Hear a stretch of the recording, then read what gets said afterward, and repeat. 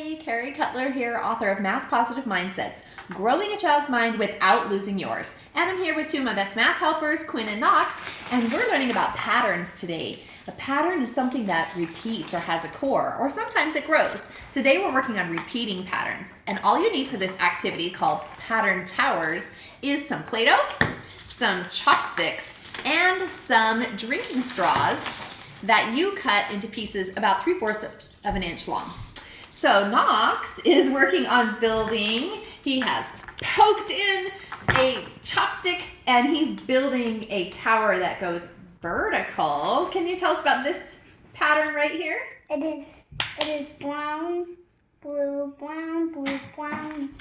All right, and if you had room, you could put another, oh look, you found a tiny blue one to put on there. Quinn, do you want to point out your patterns for us? Yeah, it's blue, yellow, blue, yellow.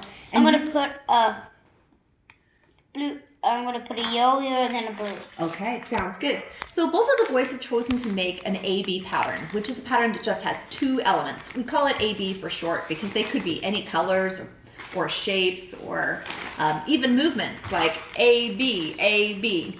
It's lots of fun to work with patterns with your kids. After they experience the AB pattern, move them on to ABC, and after that, AABB and AAB. There's lots of patterns that they can make. I hope you're having fun building math positive mindsets with your kids. Thanks.